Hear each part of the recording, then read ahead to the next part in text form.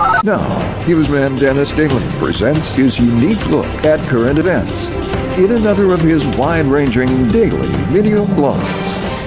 Hi, and thanks again, everybody. I wanted to wait until the end of the world before I got back on camera, and got feeling better after that bout of laryngitis. Thank you for bearing with me. You know, during my lifetime, there have been a lot of times when people thought the world was coming to an end. But that's really nothing new. Even before the traditions of the Old Testament, civilizations had feared that their world was coming to an end. Even the Romans had end-of-the-world mania. In 634, rumors spread that the city of Rome itself would be destroyed exactly 120 years after it was founded. Why 120 years, no one knows.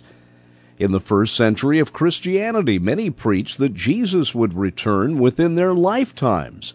Several statements in Matthew were interpreted as predicting a quick end of the world. The idea that Jesus was quickly coming back still persists. As the year 1000 approached, many started rioting in the streets of major cities around the world. Hundreds of thousands of people abandoned their lives and went to Jerusalem to be in the holy city when the end of the world came.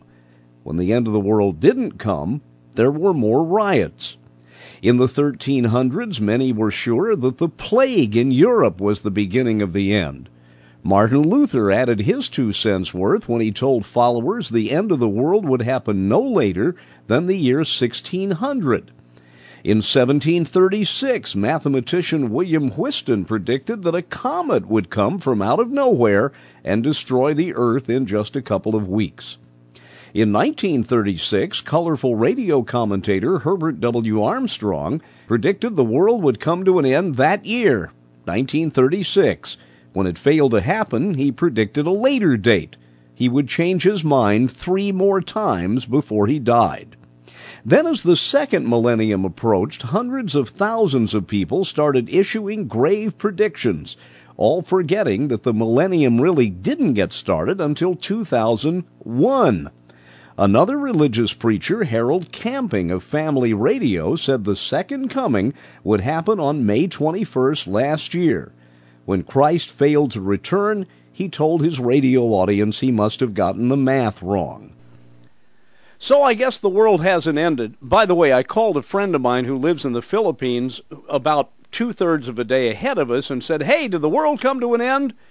He said, "I don't know. Let me go outside and check." I'm Dennis Daly with your daily news update.